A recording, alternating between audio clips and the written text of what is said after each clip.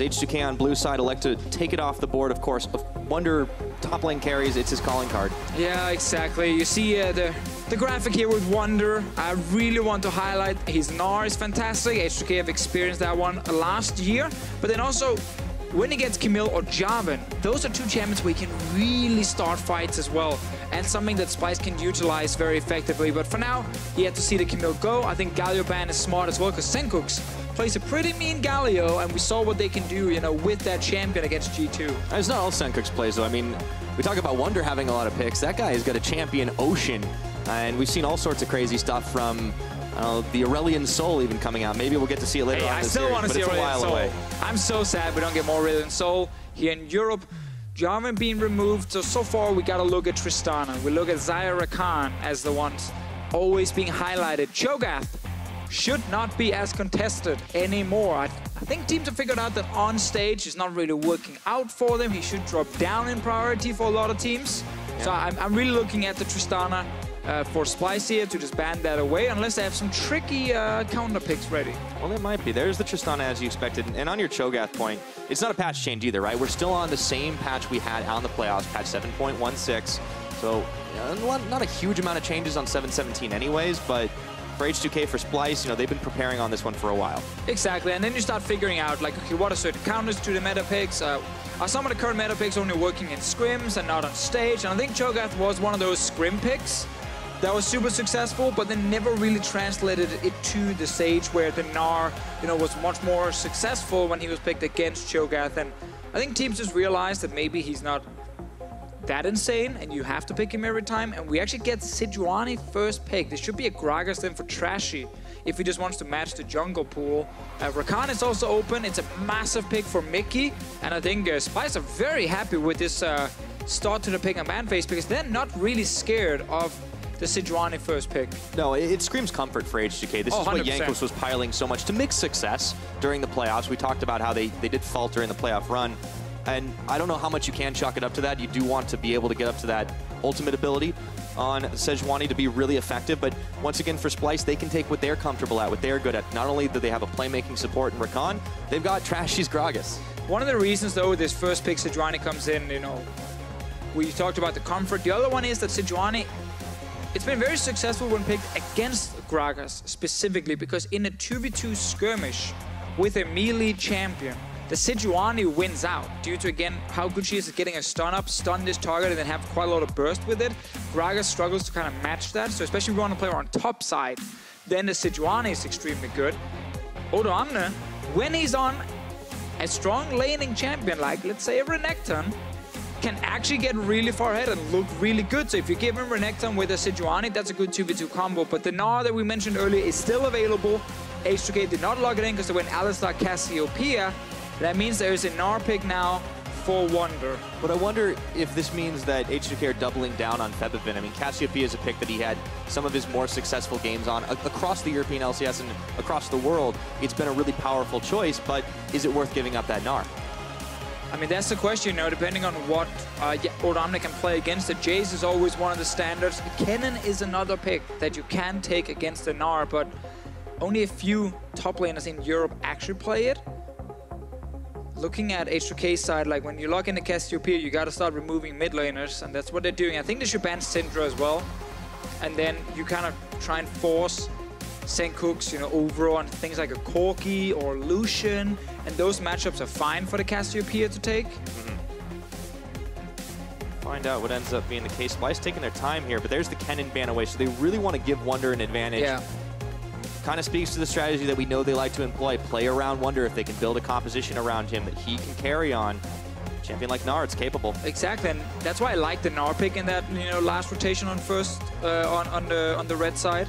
Just because, again, you can remove the counters. We get the Syndra ban as well, so far pretty predictable bans with the double mid lane and the double top lane. And I want to see what Sencux wants to play in the mid lane. There is not really a good situation here to play Corki or Lucian, so you might have to find something different. Well, he plays a lot of different stuff too. Remember, if he can last a little long, he has a really, really good champion pool to go a little deeper, and that is a whole nother kettle of fish to fry. It's a Vel'Koz. All right, Sencux Just when you think you figured this guy out, man. Finding a new pick to take against the Cassiopeia. He did not care about the Orianna Syndra bans from H2K. Febiven now needs to play against the Vel'Koz in the mid lane. Tough against a long range of the Vel'Koz. Let's see, talk more about that actually in-game, because I want to see what Nuclear wants to play. He's been a man we have to look at.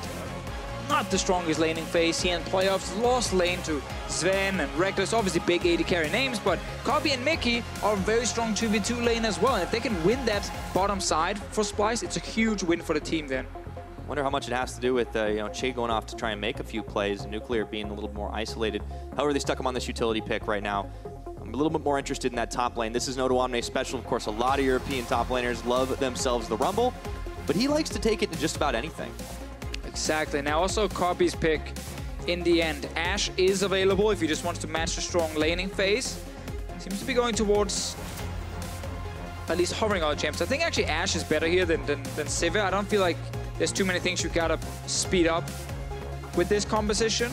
The Gragas in itself and the Rakan already have enough mobility. And he's also stepping away from it. Instead it comes to Jhin. All right, trying to match a little bit of range with range, but not in the same way with the Ashe. Instead, be able to fire, open up some of those curtain calls. This is a very heavy artillery composition if you look at it. Really long-range carries from Splyce. A lot of poke, a lot of long-range CC, like slows or snares, landing onto H2K. And H2K are going to rely on Chei and Jankos to start the fights, but that should be enough engage. Like, there is enough reliable engage on the side of H2K to always try and get onto Kobbe or onto Sencux. The thing about Rumble comps, though, is it can be a little bit difficult to execute because Rumble will lose the side lane in the mid to late game. So you always got to coordinate, like, grouping around objectives and then force a fight there with Rumble ulti and then the Alistar and the Sejuani. But if you can do that, it can be super successful. And I really want to see Odoamne and H2K pull that off, because we know if they can't find the engages, the very long-range poke from Splyce should be annoying for them to deal with.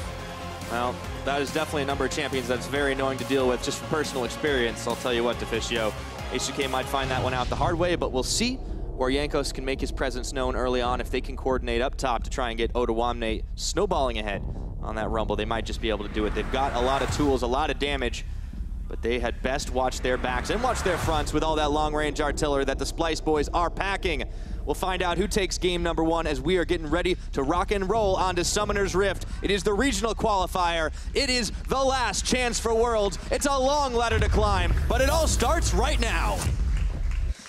All right, I really want to look at Sencux on the Vel'Koz here. It is a pick, obviously, we have seen a few times around the world, especially in North America. But this is the first time we're seeing it in Europe in the summer, so let's see what Sencux has up his sleeve. So we know who he played it multiple times in playoffs. Who he also used to play Aurelion Sol, which he Sencux is kind of also the picked Sencux up. of North America, so we know that Sencux is looking at Huhi from CLG when he's deciding what to play next. It is a fine matchup against Cassiopeia, especially once you hit level 6, because what will happen is that Cassiopeia will often sit on just a tier at that point, and then you get your full combos of Vel'Koz, and you have extremely long range and high amount of burst, and you can actually just try and gank and almost one-shot this Cassiopeia in the lane, and then force it, to play super defensive. Once she gets Abyssal Mask, a bit more, defensive items, it gets a little bit harder for Vel'Koz to do it, but he can definitely burst it down at level 6. So what's the game plan here for H2K, though? I mean, do they need Jankos to get there early on? Are they going to try to send Chei up for one of his crazy roams? Yeah, I actually think Jankos doesn't have easy lanes to gank in this game here. Bottom lane, it's very hard to shut down a Rakan lane early on due to Rakan's fantastic CC and his mobility. And mid lane as well, there's Cleanse, and that is like one of the counters to Sejuani specifically from Sencux. So top lane might be where Jankos can look early on, but it's against a ranged champion in Gnar, so it might actually just be a farm game early on for Jankos. Hit level 6 and then try and make a play. Unless he can pull off some crazy shenanigans early. He's getting a good leash here from his bottom lane, but that is very standard in the current meta. Naturally, trying to get him ahead early on. Of course, Trashy might have a little bit of an easier time trying to find those ganks pre-level 6, since he's not quite as reliant on his own ultimate. Try and get those plays, but of course dashes on both sides means they can get in and out of fights a little bit quicker if they need to. Picking things off on the bottom side. Nuclear Chei starting to try and play a little bit aggressive here. Yeah, should be a pretty slow bottom lane, where it's hard for both teams to kind of take the big advantage. Obviously, you can all in on each respective AD carries. They can't really jump away easily. but I'm not expecting huge shifts around. Nuclear, though, is, of course, an AD carry, as we said in Champs League. He's been struggling in the laning phase, and in this game as well. He needs to be respected level 2. Yeah, so you can already see him just kind of sitting behind, getting body blocked by Chei. Of course, when you have an Alistar, not exactly trying to win the lane super hard. Want to be able to get into those fights a little bit better. Yeah, so top lane is where Odoamne can win the lane. Rumble should win early against the Gnar. It's only later on in the game he starts getting outscaled. So Odoamne, if he has jungle pressure around him, which you can see in your minimaps, Jankos is top lane, or towards the top side, then Odoamne can just play super aggressive. He doesn't care about a Gragas in the early game. He knows Jankos will be around. Yeah, Jankos is already inside of his own jungle. Gets the Blast Cone Express over, finds himself a couple of Krugs. He might be eyeballing that top. We'll check in on just a minute as that's happening. We have to remember that Rumble's attacks are melee attacks when he is trying to sit there and actually proc the Sejuani stun as well with Jankos if they can't get onto Wunder. Trying to be as annoying as possible in the start. Want to take a bit more damage. Gotta be careful he doesn't drop too low. There's the full HP jungler just around the corner. Yeah, Wunder. He may not know this, of course. There's a lot of vision for the H2K side up in that top, but it looks like Jankos isn't interested in taking this right now. And we should really turn our attention, though, to the Splyce guys right now. They are a team that we've noted having been together with their roster for such a long time. And when you talk about pulling off some crazy comps, it's because it's this level of trust, right? Together forever, you know? Like, you want to make it last forever. Friendship never ends. There you go. You prepared that one. You practiced that one. I love it. No, I love it. I love it. I mean, together forever. It's impressive. It's a long streak to have the same roster. It is, and that's super cool. Like with Splyce, how after they came in as a full Danish lineup and made that one change, picking up Mikyx, it kind of clicked for the team. They made Worlds, and they realized this was a good roster where they worked well together. And the fact they have stayed together and kind of decided to say, you know what? We need to figure out what kind of issues we have. How can we fix them? How can we, become a better team? And they kind of peaked for 2017 in that game against G2, the quarterfinal where they got all the way to 5 games and they almost won the last game as well. We need to see if they can continue that performance. Otherwise, we have to say it's been a bit of a meh 2017 where they haven't actually been able to become a true top team in Europe yet. Yeah, still trying to prove that they can be one of the better teams, but right now it's 2v2 on the bottom side. However, it's easy enough for Mikyx to battle dance out of danger. And to your point, I think it's kind of disappointing for both teams to not make Worlds. H2K were a top 4 team at last year's World Championships. Splyce may not have done nearly that well, but the fact that they made it in their first year of the LCS, you'd want to be able to repeat that at the very least. Exactly. You want to go into the spring split then and, remain a top team. You're going to get a gang up here. Insta flash away. Saw that one coming. Trashy a little bit slower on the draw as he tried to dash forward and get the play. But that burns a key summoner spell up top lane. Yeah, Odoamne here was stuck really far up in the lane after Jankos already left the top side long time ago. Jankos is down playing his own Raptor, so Trashy forced a very easy flash up in that top lane. But as you said, Pyra, the fact that both teams went to Worlds, the fact that both teams, aspired to become the best team in Europe, and then here in 2017, they've not been able to do it. Disappointing player performances, that's rough, and that's also why they're meeting each other in the first round of the Gauntlet, and not sitting as the last boss or anything, which is Fnatic in this case, because they haven't been able to get enough championship points pulled together. And it means 3 BO5s in a row. Win this one, play Unicorn to Love tomorrow, then you play Fnatic on Sunday, and if you win all 3 of them, you go to Worlds, and then you really deserve it as well. Yeah, I mean, that's pretty much the ultimate test, right? And we remember hearing from Crawley a little bit about how they almost rather do that than go on the championship points because it kind of proves beyond a shadow of the doubt that you are that best team or that 3rd best team. That's fair. Still, that's not an easy feat, man. You got to be really on top of your game. Let's look at the mid lane here. We mentioned the level 6 from Vel'Koz was kind of the big turning point. Sencux is sitting with level 6 now, but up until this point, he's been struggling a bit in the lane. Febiven with a rather large CS lead already. It's contributing to this gold deficit, too, that Splyce have at the moment. However, if they catch Febiven, it might be different. Flash away. There's the life form disintegration ray. Febiven trying to slither. So, look at that damage. We mentioned this. When Cassiopeia is only sitting on a tier and nothing else, she's so squishy, and there's so much damage from this Vel'Koz. Sadly for Sencux, they could not lock Febiven down for just a second longer to actually kill him. Trashy was around, couldn't fully commit, and Febiven did flash away, so they got a flash for it. Bot lane as well. Trying to make some more plays. There's a couple flashes available on that side. However, Kobbe finding it really hard with Chei right in his face. It looks like AD carries trading damage. The support's mostly unscathed. Now I want to see Trashy return to the mid lane. Febi, stop these recalls, stayed. No flash right now. Sencux, of course, no ulti just yet, but still a lot of damage to offer. His ulti will be back. The flash will still be on cooldown by then from Febiven's side, and that means Trashy should be able to find an easy gank. Meanwhile, Jankos, he's finding the gank on the bottom side, trying to Arctic Assault forward, and he lands onto Mikyx. That's going to be first blood. Now Kobbe, isolated from the pack, has to walk away. And H2K, they get some gold back in their pockets. That's 1,000 in the lead, combined with the farm that they already have over the Splyce boys. Okay, so Jankos getting something in the bottom lane here after a lot of trades between the 2v2 lanes. Trashy knows Jankos on bottom side will steal away red buff. I mean blue buff, but that's the same. Gragas is red, that's why I thought it was a red buff. But the health bar is red. Yeah, I see. Yeah. There you go. It's not an easy game to read, Deficio, I understand. That's why you're the analyst. Where's the blue health bar? Sneak into mid, go into mid. Body slam, flash, kill Cassiopeia. All right, he's got no flash, he's got heal. Have a little bit of a speed boost, but you can see Febiven, he's really respecting playing to the safe side. Oh, he's playing so defensive. He knows that Trashy stole away that blue buff, so he's staying to the bottom side. He even sees Mickey now. There we go. Just like, yeah, oh, and he even ults for good measure. Wow. That's like when you see a rattlesnake, and it's just like, get away from me, I'm gonna shake the thing at you. Oh, man. Oh, boy.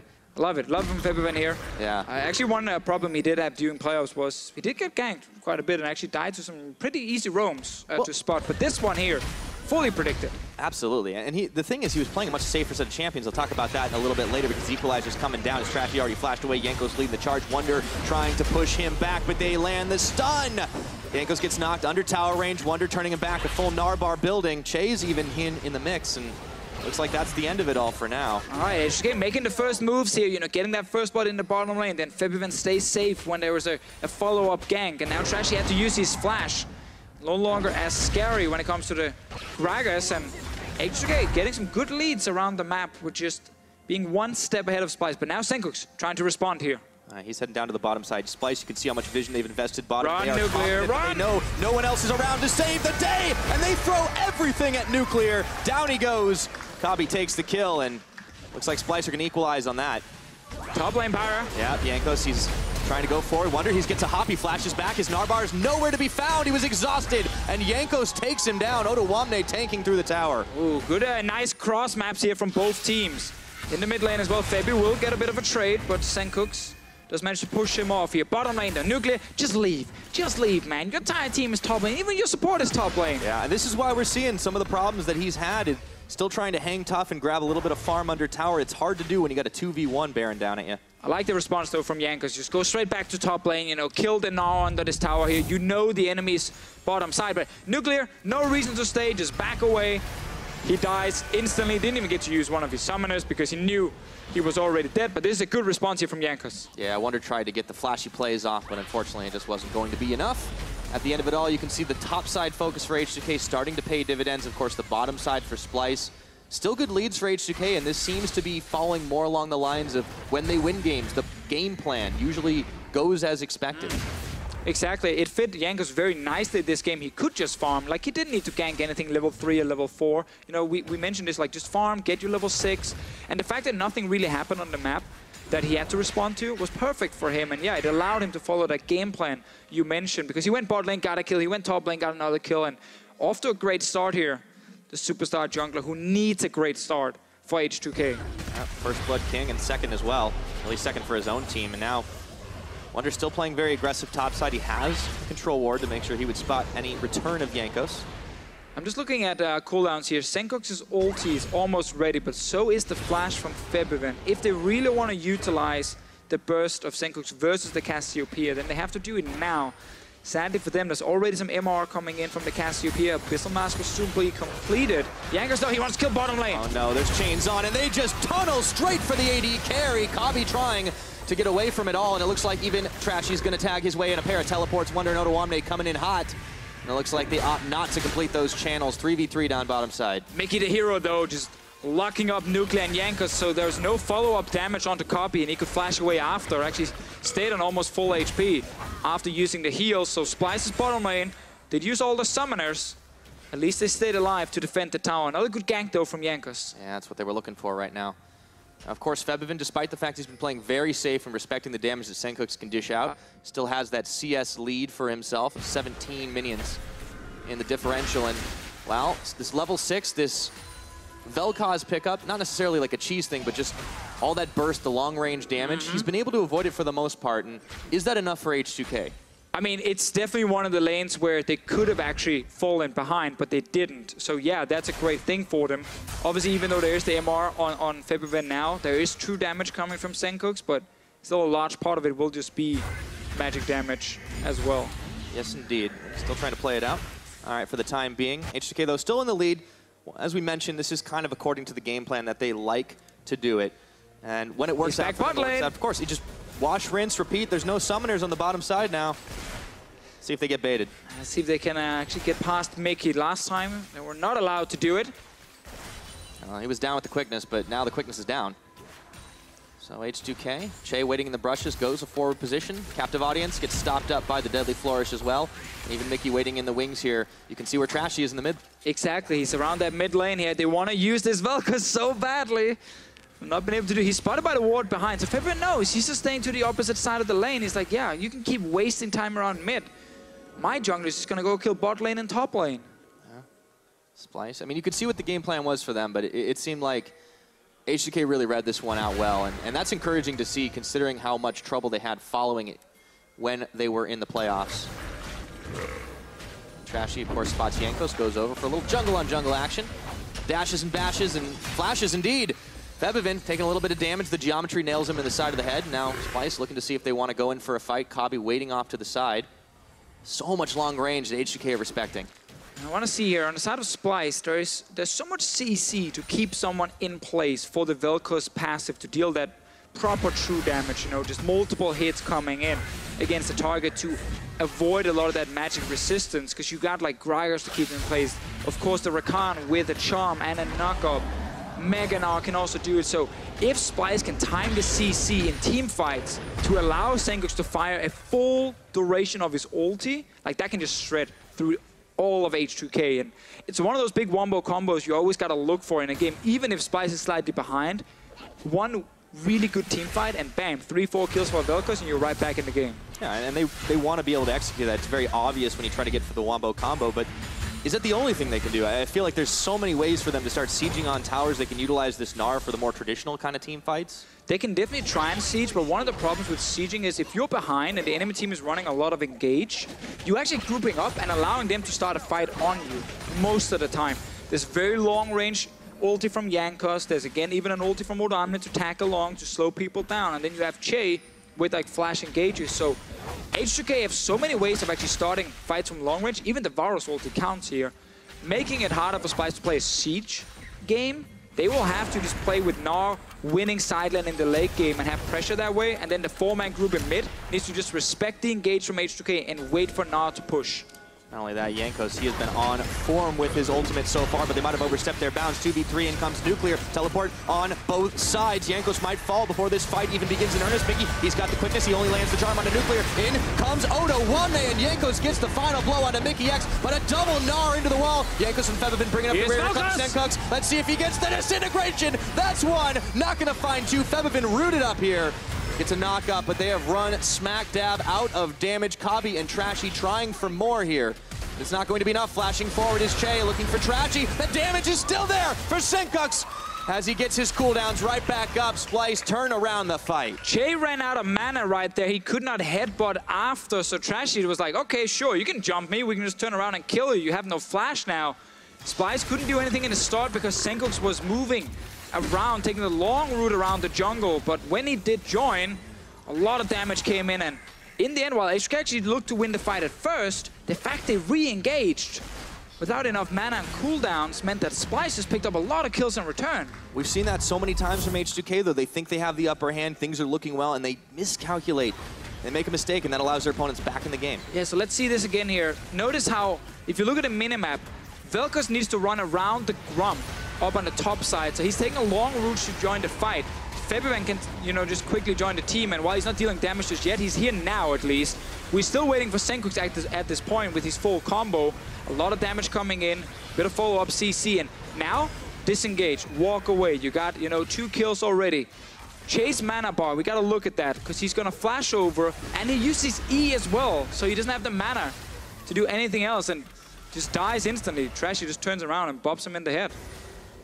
That's about as easy as you like, and that gives 2 kills over to Sencux. Kobbe has 2 of his own, and all of a sudden, that gold's 500 in the favor of Splyce. Nothing else taken on the map, of course, but the tower down bottom, and that was the first one that really put Splyce over the edge. Sencux picks up a blue buff of his own, and it seems like now the H2K plan is a little bit in danger. It is. Also, in that replay, we saw 2 members from H2K, Odoamne and Jankos, walk when they re-engage in that little choke point against the Vel'Koz.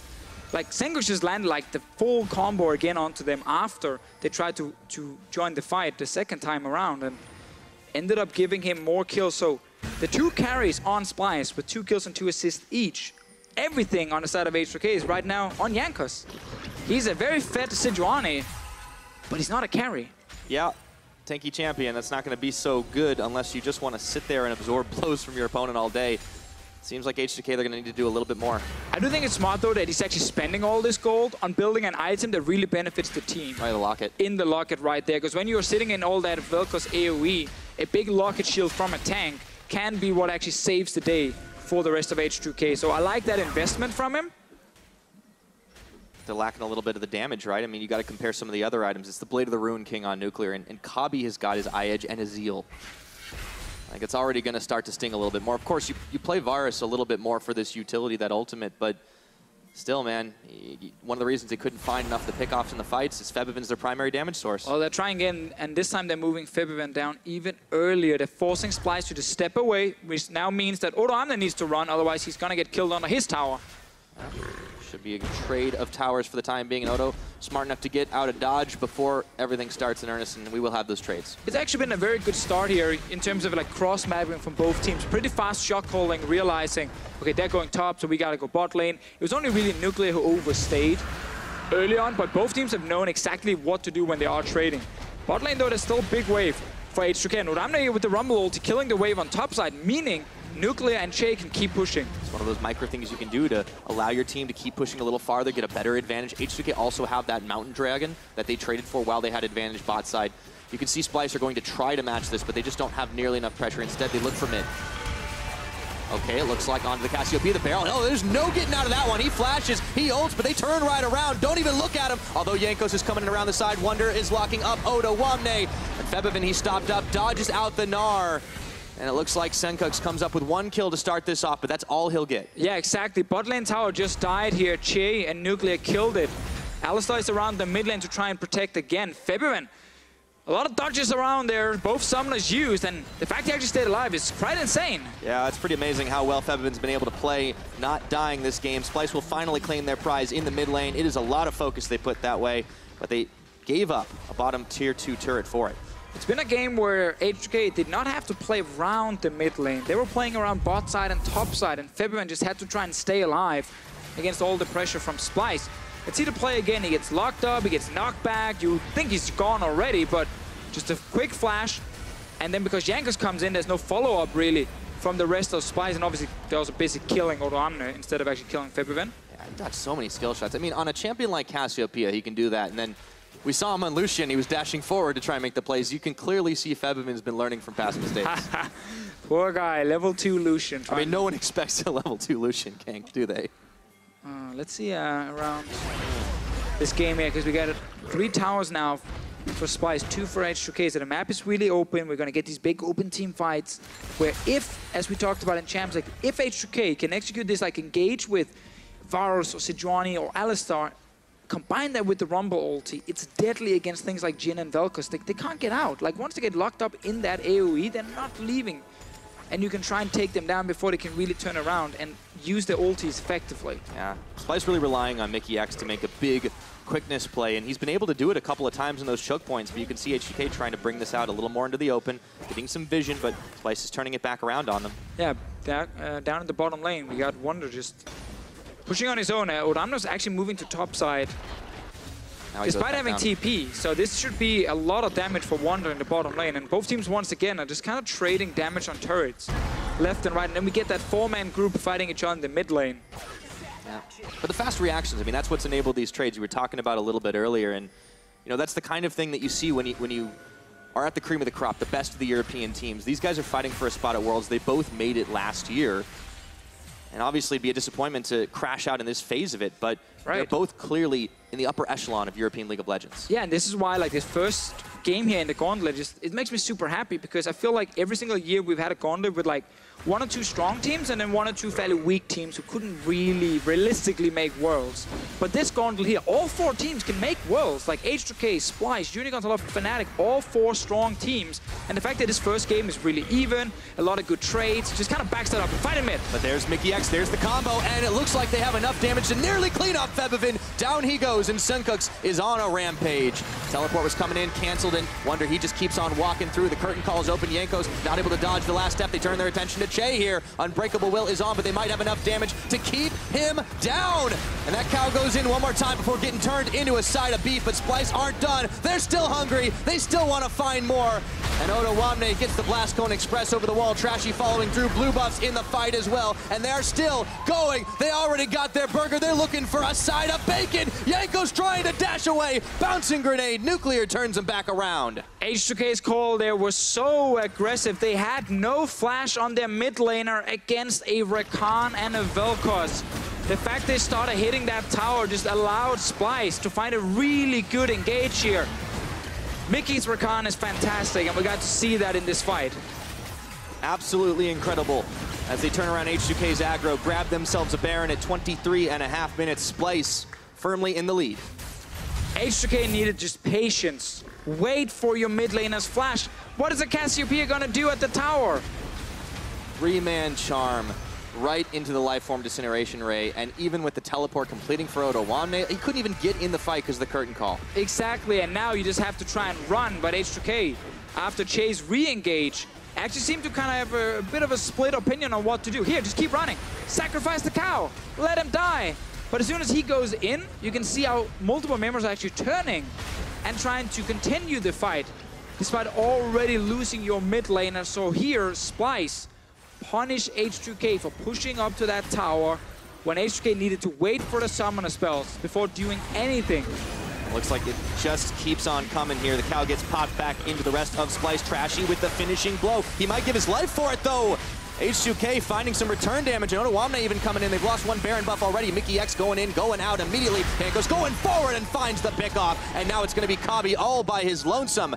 Febiven grabs a shutdown on the opposite side, and just like that, we're back to square one. Yeah, we got to see a replay of that fight here because we were just in the replay discussing it, and then suddenly we turn out and Splyce was dying left and right. Wunder was still sitting in the bottom lane, but great engage suddenly from H2K, and just when we think they've thrown it all away, Splyce actually lose almost every single member with Baron buff. Kobbe and Wunder are still alive for at least a few more minutes with the buff. That's a little different from what we've seen of a vintage H2K, if you will. A lot of the times when the play backfires and they go in again and again, it keeps failing, and you can see that the team just starts making more reckless and rash decisions. But this time, it pays off. They knew exactly what they were doing, and they're managing to equalize on towers, but maybe they've gone over aggressive again, or have they? Wunder, his Narvar, it's gonna come up, and now they've got time to sandwich the rest of H2K. Down goes Nuclear. However, Wunder's already fallen as well. Curtain calls on. Jankos trying to hold the line. Trashy goes forward. In comes Mikyx for the follow-through. Vel'Koz trying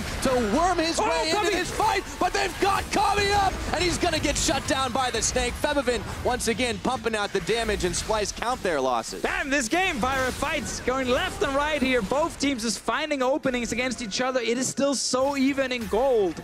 It's the Gauntlet, man. It is the Gauntlet here. Oh, man, H2K lost that Baron. It looked so bad for them, but they turn it around. They're going to get a Drake as well. Sencux is here with all his abilities ready. Mikyx can try and maybe engage with the ulti, but it's 4v3, man. One is up in a few more seconds. The moment that Flame Spitter turned on, you realized he didn't want it. The Dragon was already down. That's 2 mountains to H2K, and here was the start of that fight. Yeah, this is after, you know, the Baron has already been taken. So it's Jankos sitting down there in the red buff behind Splyce. So Chei goes in, Jankos then sneaks his way around, and at the moment, it doesn't even look that good for H2K. Odoamne is not even there. But everything is being spent on trying to kill the Alistar, and then it's a great stun and just CC chain the Gragas, and now they can actually chase because it's 4v4, but Splyce already low. We cut to the next replay, another big fight. Wunder almost dying before he gets his Mega Gnar after his flank. And this time around, it's Odoamne who can't join because he's sitting in the bottom lane, and it looks like now it's a Splyce win. But it's a 3v3 here, and when Mikyx dives in, There's not enough follow-up damage just yet because Kobbe is running. And then look at the ulti from Febiven. Straight onto the Jhin. They can turn it around, kill the AD carry, and win the fight. Yikes, that one's a little bit rough. So for Splyce, the lead falls out of their hands once more, and it's, well, still a gold advantage in their favor, but 9 to 10 kills doesn't mean too much difference. And of course, the Mountain Dragon is up and available, and you can see who had the biggest impact in those fights. This was supposed to be a warm-up game. Like, it's game 1 of the Gauntlet. It's not supposed to be. They're taking the gloves off to begin with, man. This crazy already. 2 Mountain Drakes for H2K. One thing we didn't get to talk about before we saw these big fights here was how, again, for H2K and Splyce, the 4 versus 4 in the mid lane, those are like the 2 most important groups to look at. If H2K's 4-man group can find these engages we saw just before here, where they can actually get to copy a Sencux, they can win the 4v4 fight and get control of the entire map. Because once you control mid, it's really hard as a split pusher to actually go aggressive against that, because you're just going to get ganked and die. Let's see what happens now. All right, Mikyx, he finds one, but Chei's already out. Jankos, he managed to make his great escape. And wait, no, well, there's your answer right now. The 4v4, it didn't really matter too much. 4v3, if you will. Exactly, like both teams running engaged. Rakan, Gragas on one side, Sejuani, Varus, and Alistar on the other one. So it's all about who can pull the trigger first and who can get to the correct target first. Febiven had to use his flash in this one. What does that mean for next fight, Pyra? Might be a little bit easier to kill him. Exactly, so now Splyce, for the next fight, once Mikyx sitting there with his cooldowns again, should be able to find the Cassiopeia if Febiven ever plays aggressive. But right now, Mikyx, no ulti. Yeah, Wunder not going to teleport in. They had a few flank wards, H2K. Realized they could polish off that tower. That's their 5th of the game. It's helping them maintain this slim gold lead over Splyce, but the game is oh so very close, and it's definitely going to come down to one of those explosive fights. Oh, for sure. We're going to get a few more of those big fights. Hopefully more than a few at this point. I mean, we're not even 30 minutes on the clock just yet. Exactly, and with, of course, H2K pushing in, Splyce, and getting that tier 2 tower. Wunder just went back to base, spent all his gold. Odoamne gets to push out his lane as well. And really, it's all about keeping the 4-man group even in the mid lane from Splyce's side and let Wunder push against Odoamne. Let Wunder walk first. Let him walk towards mid lane without using TP. Because then H2K's 4-man group, they gotta back away, because there's a Gnar coming, and he's gonna be here first. And they would have won that fight if Sencux had been in the picture a little earlier, I feel. Sure. And then once the Gnar steps in towards the mid lane and H2K backs away, Splyce gets access to the river and the Baron. They can set up Baron vision. They can bait H2K into that Baron without knowing what's actually happening. And suddenly you get hit by a massive Vel'Koz combo, you're going to die. But it requires Splyce to actually let Wunder push first and let him leave. He's on his way now on the minimap, and they're fighting. Jankos, but that's the tank right now. Look at how little damage he's actually taking. Wunder's around the side, but it looks like Trashy is going to be sacrificed for the good of the team. Chei flashing forward, and everybody wants to not take this one. There is the Glacial Prison. The equalizer's down. Mikyx, it's going to channel on the entire team. The curtain call is open, but it was curtains for the Splyce support. They lost 2 members right there. Pyra, H2K pushing up towards the mid lane. Still gotta respect it's a full HP Gnar with Mega Gnar coming up. Yeah, they're not gonna push for this one. There's 12 seconds on Baron. They have made too many mistakes around that pit in the past. H2K realized they have a man advantage. There's no smite up for Splyce. Splyce without summoner spells on the mid laner. Low HP as well. Cassiopeia and double Mountain Drake on the side of H2K. They're going for their Wunder needs to be the big hero. All right, that's the recipe to try and melt through the Baron. They're going to get the smite off. Wunder tries to get the Gnar, but he whiffs it. And now they're going to be able to cut through his health bar. Down he goes into mini. Febiven takes down Sencux. Wunder is burning away. And Odo flashing forward, and that's a barbecue. What a turnaround again in this game here. H2K found success when it comes to just killing Trashy in the start of the fight with Cassiopeia and Varus just taking him down so fast. Splyce not able to do the same with the Jhin on their side, and this fed Sejuani from Jankos with all the fantastic supportive items have been so valuable for H2K as well. Febiven's only died the one time, a lot of it due to his own ability to get out of danger, but Nuclear, despite a little bit of a rough start in the laning phase, he's been able to be effective in the damage department. Odoamne, they're all firing on cylinders at this point, so H2K, this is where you start to see this team stepping up. Yeah, we just see H2K be able to kill the tank fast. Extremely fast, so the Gragas will die, and that means all of Splyce will have to run away. Because this is actually the play we talked about with Gnar moving to mid first. This should not be a fight H2K are looking to take, but then they realize they can actually just burn down Gragas so fast, and the carries on the side of Splyce couldn't really get in range to do anything but that Vel'Koz ulti. Kobbe barely got any hits off at first, And then once you kill the first tank, you can just kind of start running at the enemy and force them back. And obviously at the Baron, Nuclear playing it safe, quick flash after. Funny enough, he actually got knocked up by the Baron itself. Yeah, same time, and yeah, it was pretty much cleanup duty at this point. Kobbe was able to ghost walk away, and that was about it. So for H2K, I mean, this is looking really good right now. We've seen this game go back and forth and ping pong so many times, Deficio, but at what point does H2K have a put it away kind of lead? I mean, we feel like now with, you know, the Baron buff, this advantage they have, we've seen the last few team fights how they can just try and kill Trashy first. They should be able to win the following fights as well. There are 4 full items on Nuclear.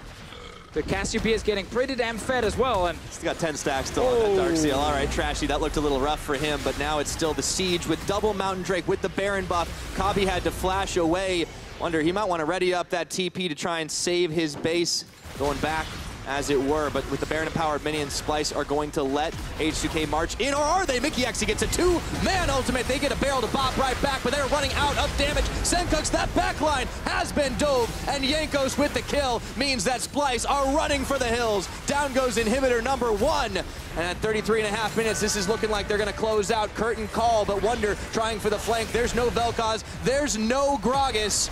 There's no damage, it looks like. Mikyx trying for the play, but he ends up giving his life in the end, and Kobbe just trying to walk it out, nothing doing. And H2K shrug off the Gnar, just like they shrug off the rest of Splyce, and they will lock this one up, put a bow on game number 1, and forget about the playoffs, because this is the gauntlet, and H2K say, we want to go to Worlds. 1 game up. Has to kill Kobbe as well in the end, of course, before actually winning the entire game. That last team fight, Jankos, as soon as he saw the ulti from Sencux, throws the Sejuani ulti straight on the Vel'Koz, stops all the damage, and then suddenly Splyce can't actually kill any of the squishy targets in the back, because you gotta keep in mind, Jhin cannot properly actually reach the back line if there's a few tanks right in front of him. And he can't really kill the tanks too effectively either unless he gets a lot of time. So all the damage against the squishies was on Sencux, but he was locked down.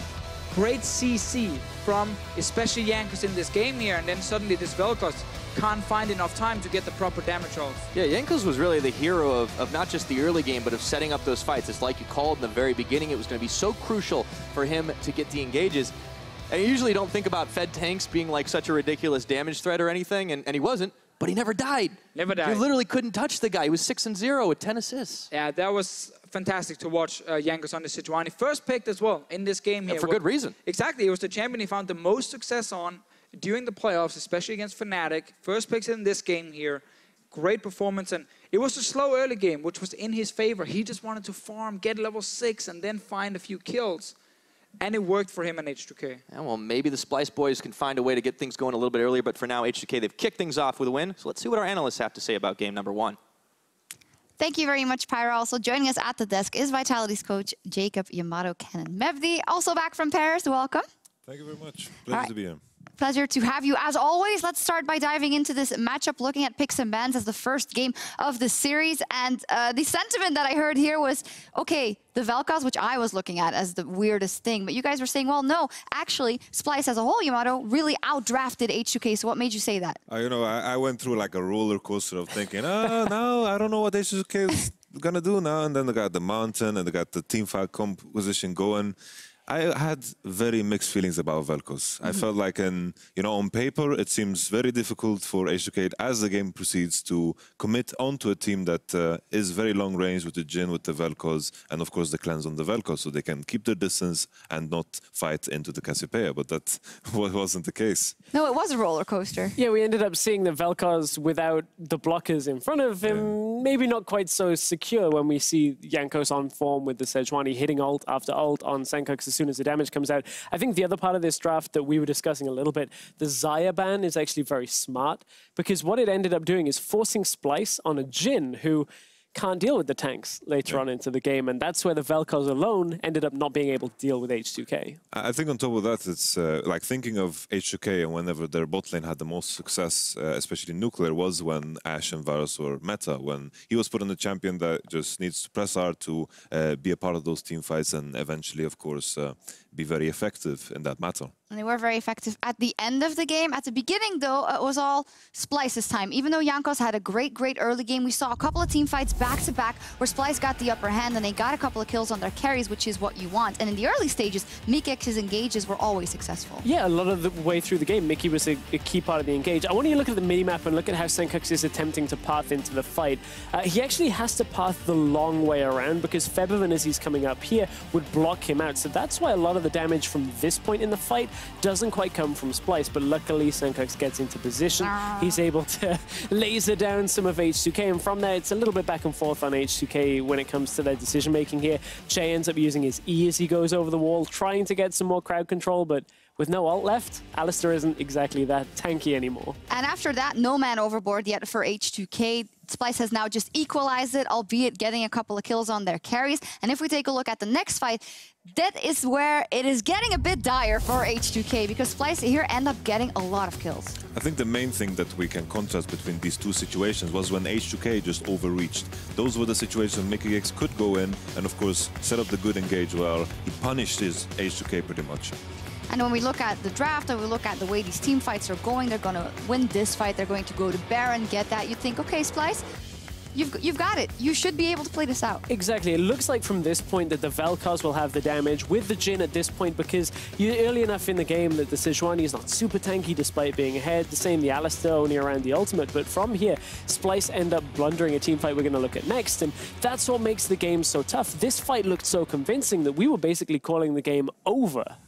Well, we do that often. Yeah, we do that. But we also think of the history and H2K playing from behind traditionally isn't the best scenario for them. So that's why I think it is we should praise them a lot for what happens in the next team fights when we take a look. Because H2K didn't give up. They waited out the team fights. They turned on this engagement Splyce and put it back in their favor.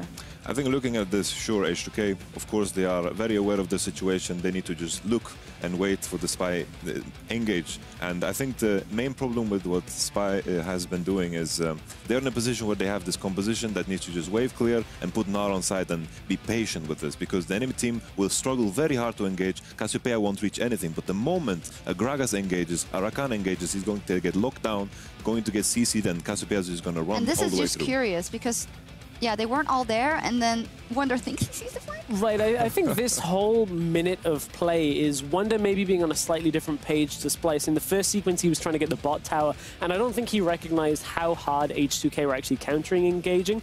The second time, again, Sencux not quite there because he was dead, so he can't really help that. He's running to the fight as fast as he can, but Wunder sees what looks like a great engage for himself. Unfortunately, the rest of the damage isn't quite behind him, and it means that Splyce, over 2 or 3 minutes in the game, end up giving up so much of that lead right back to H2K. I think really the main thing, I think the main contrast between the successful fights for Splyce was when Mikyx counter-engaged. When H2K were looking for the engage with the fights and with the Sejuani ultimate, it was very hard for the Cassiopeia to get in. And when the situation turned around and Mikyx and, of course, Trashy got a bit too confident, they wanted to be the ones forcing the engage, Cassiopeia could be so effective because when you don't one-shot the Cassiopeia, it's very hard to deal with because Jhin and Vel'Koz don't have sustained DPS. They need to look to one-shot people, they need to look to kite and make sure that Gnar is as effective as possible in the game. But that wasn't the case, and H2K turned it around with some fantastic team fights. When we look ahead to the next game, Splyce has selected blue side. We saw a lot of top focus already in bans in terms of